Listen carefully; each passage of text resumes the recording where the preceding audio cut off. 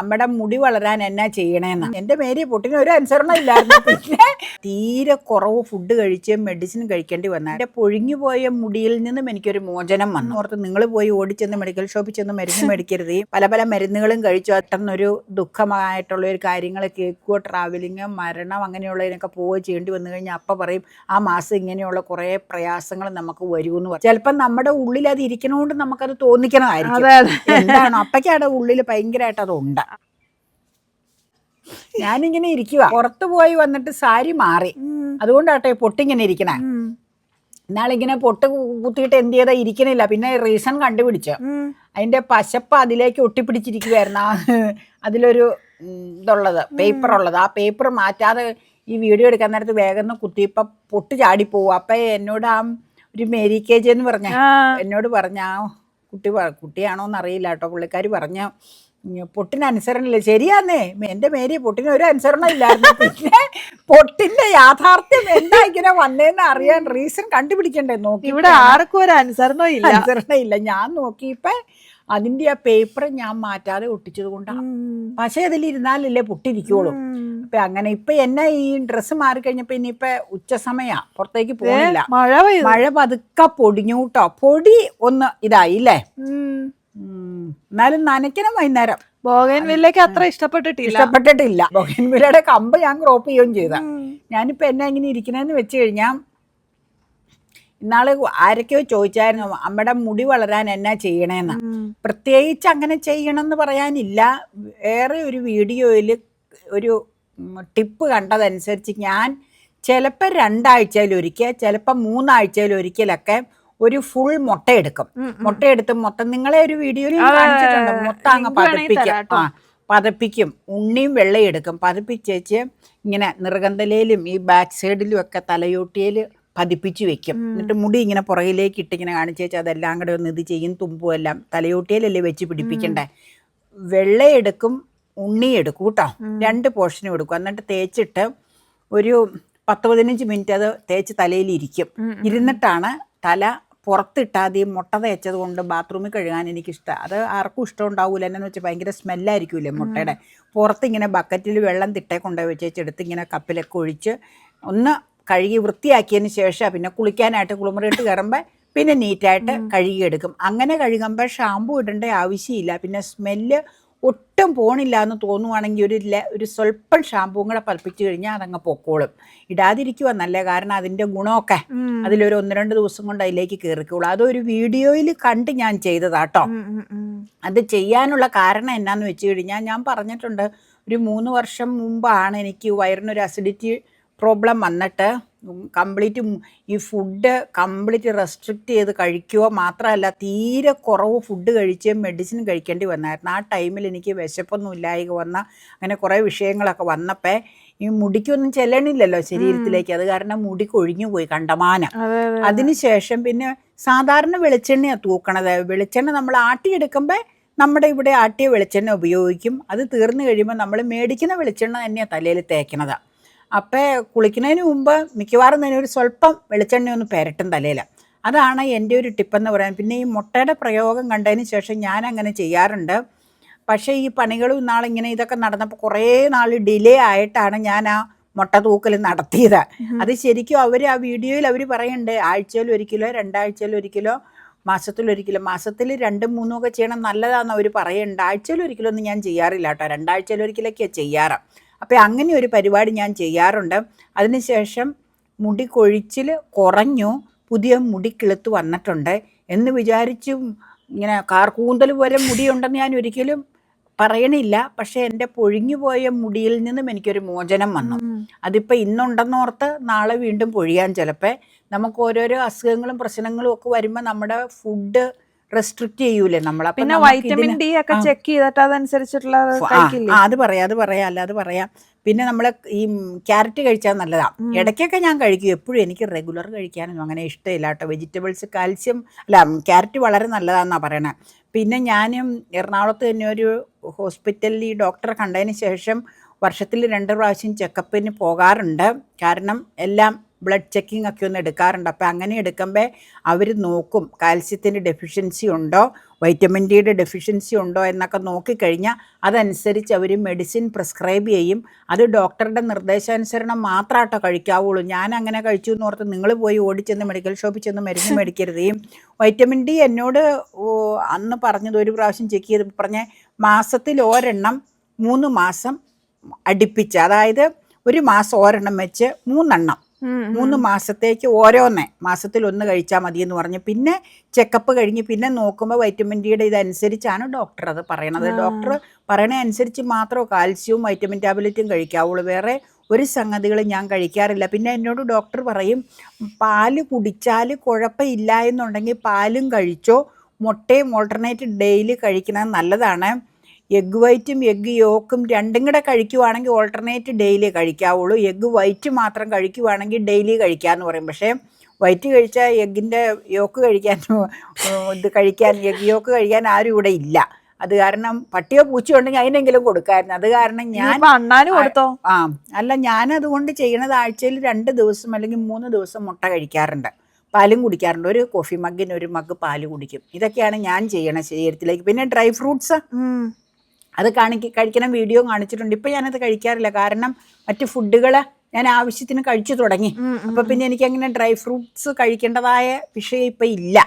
അന്ന് ഡോക്ടർ ഇങ്ങനെ പറഞ്ഞ അനുസരിച്ച് ഇവള് കുറേ മേടിച്ചുകൊണ്ട് വന്നു. അതുപോലെ ഹസ്ബൻഡും ഇവിടുന്ന് മേടിച്ചപ്പോൾ ഇവള് പറഞ്ഞു ഇവിടുത്തെ മേടിക്കേണ്ട, അവിടെ ആകുമ്പോൾ ഫ്രഷ് എറണാകുളത്തൊന്നും മേടിക്കാമെന്ന് പറഞ്ഞ് മേടിച്ചുകൊണ്ട് വന്നായിരുന്നു. ഇപ്പം അങ്ങനെ കഴിക്കാറില്ല. ഇവിടെ ഇരിക്കുമ്പോൾ 1 2 ഒക്കെ എടുത്ത് കഴിക്കുന്നേ ഉള്ളൂ. പിന്നെ വേറെ ഇതിന് വേണ്ടി മുടിക്ക് വേണ്ടി ഒന്നും അങ്ങനെ ചെയ്യാറില്ല കേട്ടോ. പിന്നെ വെളിച്ചെണ്ണ വയ്ക്കും, കാച്ചെണ്ണയല്ല ഞാൻ വയ്ക്കുന്ന പച്ച വെളിച്ചെണ്ണ. ഇവക്കാണ് ഈ കാച്ചെണ്ണ ഇടയ്ക്ക് ഉണ്ടാക്കി കൊടുക്കാറ്. അപ്പം പിന്നെ ഇതൊക്കെ കുറേ പാരമ്പര്യമാണ്. ഞാൻ പറഞ്ഞില്ലേ എന്ന് വിചാരിച്ച് കാർക്കൂന്തൽ മുടിയാന്ന് ആരും വിചാരിക്കണ്ട. പണ്ട് ഒരു പ്രായത്തിൽ അങ്ങനെയൊക്കെ ഉണ്ടായിരുന്നു. പ്രായം കഴിയുന്തോറും ഓരോ അവയവങ്ങൾക്ക് നമുക്ക് പ്രശ്നങ്ങൾ വരുമല്ലോ. അതൊക്കെ നമ്മൾ അക്സെപ്റ്റ് ചെയ്ത് മുന്നിലേക്ക് പോവുക, അതാണല്ലോ നമുക്ക് ചെയ്യാനുള്ളത്. ഏതായാലും മുടി ഇച്ചിരി കൊഴിഞ്ഞു പോയാലും മറ്റ് സൗന്ദര്യം ഇച്ചിരി കുറഞ്ഞാലും നമുക്ക് വലിയ പ്രശ്നങ്ങളില്ലാതെ വണ്ടി ഓടുവാണെങ്കിൽ ഏറ്റവും സന്തോഷം അതല്ലേ നമ്മുടെ ജീവിതത്തിൽ. ചെറിയ ചെറിയ പ്രശ്നമൊക്കെ ഉണ്ടാവട്ടെ. ഇപ്പം കാലിൻ്റെ ഒരു വേദന ഉണ്ടായിരുന്നു. ഇപ്പം കാലിൻ്റെ വേദനയ്ക്ക് ശമനമായി, പല മരുന്നുകളും കഴിച്ചു. അതും വൈറ്റമിൻ കുറവ് കൊണ്ടാണെന്നാണ് ഡോക്ടേഴ്സ് പറയണത്. പിന്നെ പല മരുന്നുകളും പ്രിസ്ക്രൈബ് ചെയ്തു, അതൊക്കെ കഴിച്ചു. അത് കഴിച്ചിട്ടും 2 മാസമൊക്കെ കഴിഞ്ഞപ്പോഴാണ് വേദന ഇതായി വന്നത്. അപ്പം ഈ കാലിൽ ഇത് ആംഗിൾ പ്ലാസ്റ്റർ ഇട്ടുകൊണ്ട് നടന്നു കഴിഞ്ഞപ്പോൾ എല്ലാവരും ചോദിക്കാറുണ്ട് എന്നാ പറ്റിയെന്ന്. അപ്പം അതെന്നാന്ന് വെച്ച് കഴിഞ്ഞാൽ ഡോക്ടർ പറഞ്ഞു സ്ട്രെയിൻ ചെയ്ത് ജോലി എടുക്കുമ്പോൾ അത് കാലിലെ ഒരു ഇതുപോലെ കിടന്നോട്ടെ, കവചം പോലെ. അത് കഴിയുമ്പോൾ നമ്മുടെ വർക്കൊക്കെ കഴിയുമ്പോൾ അതങ്ങ് ഊരി മാറ്റിയേരെ, വേറെ വിഷയമൊന്നും ഇല്ലെങ്കിൽ. അപ്പം ഇപ്പം അതങ്ങനെ ഇടേണ്ടതായിട്ട് ഇപ്പം വരാറില്ല. ചില സമയങ്ങളിൽ കൂടുതൽ വർക്ക് ഞാൻ നടത്തുമ്പോൾ ഞാനത് ഇടാറുണ്ട്. അപ്പം ഇങ്ങനെ ഓരോ അവയവങ്ങൾക്കൊക്കെ ഡോക്ടർ പറയും പോലെ ചെറിയ ചെറിയ പ്രശ്നങ്ങളൊക്കെ വരും പ്രായമാകുമ്പോൾ. അത് നമ്മൾ അംഗീകരിക്കാതെ പറ്റുമോ? അപ്പം കാലിൻ്റെ പ്രശ്നം കഴിഞ്ഞപ്പോൾ കൈ മുറിഞ്ഞത് ഞാൻ നിങ്ങളോട് പറഞ്ഞില്ലേ. കൈ അത് എൻ്റെ അശ്രദ്ധ കൊണ്ട് പറ്റിയതാണ്. സവോള കത്തി ഇങ്ങനെ പിടിച്ച ഈ കയ്യിൽ സവോള വെച്ചു, കത്തിയും കൊണ്ട് സവോളയുടെ ഞെട്ടിൻ്റെ അവിടെ അങ്ങ് കട്ട് ചെയ്തപ്പോൾ കട്ട് ചെയ്തതോടുകൂടി നഖത്തിൻ്റെ ഒരു പോർഷൻ അങ്ങ് കട്ട് ചെയ്ത് പോയി. പക്ഷേ ഹീലായി വരുന്നുണ്ട്. അത് സ്കിന്നിന് അങ്ങനെ വലിയ വിഷയമില്ല.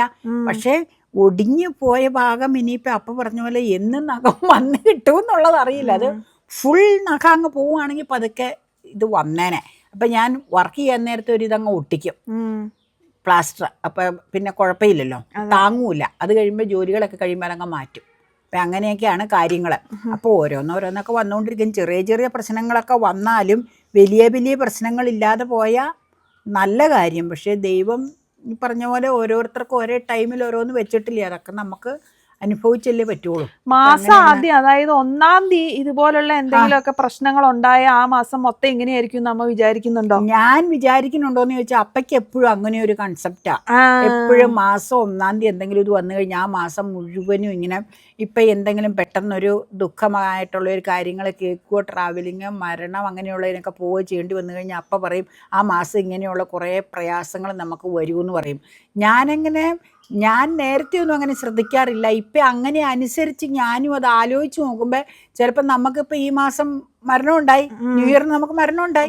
സണ്ണി ചേച്ച ഇവിടുത്തെ അപ്പച്ചൻ്റെ ജ്യേഷ്ഠന് അത് 2-ാം തീയതി 2-ാം തീയതി അല്ല 4-ാം തീയതി മരിച്ച, ജനുവരി 4. അപ്പം 1-ാം തീയതി ഇങ്ങനെ വന്നു കഴിഞ്ഞാൽ അങ്ങനെ വരുമെന്ന് അപ്പം പറയാറുണ്ട്. ഞാനും ചില മാസങ്ങളിൽ അങ്ങനെ നോക്കുമ്പോൾ ശരിയായിട്ട് എനിക്ക് തോന്നാറുണ്ട്. എന്ന് വിചാരിച്ച് അങ്ങനെ ആവണമെന്നൊന്നുമില്ല. ചിലപ്പം നമ്മുടെ ഉള്ളിൽ അത് ഇരിക്കണോണ്ട് നമുക്കത് തോന്നിക്കണമായിരിക്കും. എന്താണ് അപ്പയ്ക്കവിടെ ഉള്ളിൽ ഭയങ്കരമായിട്ട് അതുണ്ട്. അതൊരു പോയിന്റാ. അതുകൊണ്ട് ഞാനും അതിങ്ങനെ ആലോചിക്കൂന്ന് ഞാൻ പറഞ്ഞതാ.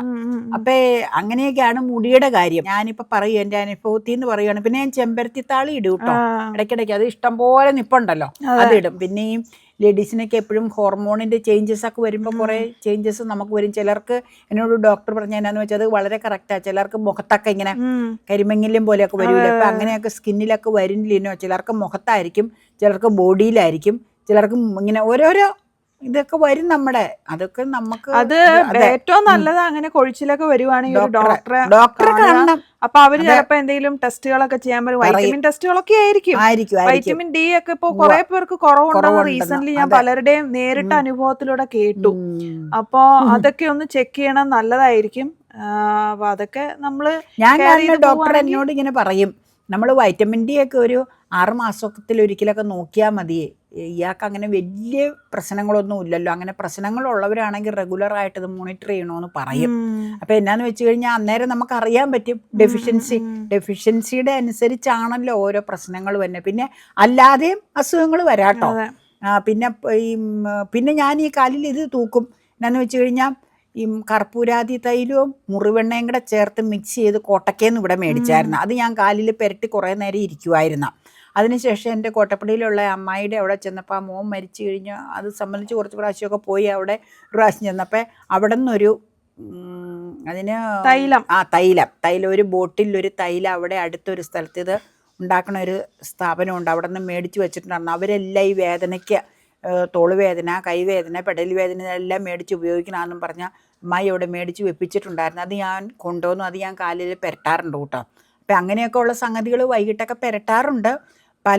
അതിപ്പോൾ പുറമേ ചെയ്യണ കാര്യങ്ങളല്ലേ, അകത്തേക്ക് നമ്മൾ ചെയ്യണമല്ലോ. പിന്നെ എന്നോട് ഓർത്തോയുടെ ഡോക്ടർ പറഞ്ഞു എക്സസൈസ് ചെയ്യണം, നല്ലതാണ്. ഈ മസിലൊക്കെ ഒരു സ്റ്റേജ് കഴിയുമ്പോൾ നമുക്ക് മസിൽ വീക്കാവും. അപ്പം അത് നമുക്ക് സ്ട്രെങ്തൻ ചെയ്യാൻ വേണ്ടി കുറേ എക്സസൈസ് പറഞ്ഞിട്ടുണ്ട്. അത് ഈ ഫിസിയോതെറാപ്പീനെ അവർ കൺസൾട്ട് ചെയ്ത് പറഞ്ഞിട്ടുണ്ട്. അപ്പം അതൊക്കെ ചെയ്ത് കഴിഞ്ഞാൽ ബെറ്റർ ആയിരിക്കും.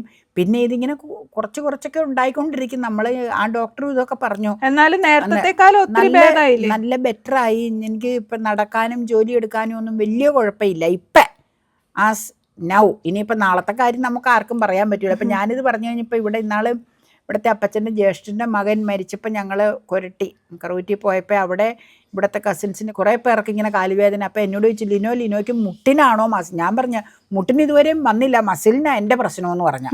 അപ്പം അവർക്കൊക്കെ മുട്ടിന് വിഷയമാണെന്ന് പറഞ്ഞു. അതൊക്കെ ഓരോ സ്റ്റേജ് അല്ലേ. പിന്നെ സെൽഫ് കെയർ ചെയ്ത് കഴിഞ്ഞാൽ കുറച്ച് വ്യത്യാസമൊക്കെ വരും.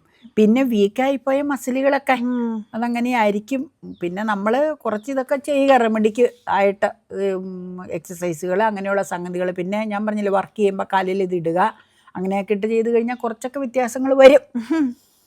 അങ്ങനെയൊക്കെയാണ് കാര്യങ്ങൾ. അപ്പം മുടിയുടെ കാര്യം പറഞ്ഞാണ് തുടങ്ങിയത്. അപ്പം പല കാര്യങ്ങളായി സംസാരത്തിൽ. അപ്പം ഇത്രയൊക്കെയാണ്. ഇപ്പം ഫുഡ് കഴിക്കുമ്പോൾ തന്നെ മുടിക്ക് ചേഞ്ച് വരും കേട്ടോ. അത് പറയാലോ, അതെനിക്ക് അറിയാം, അതുകൊണ്ട് ഞാൻ പറഞ്ഞതാണ്. ഓക്കെ.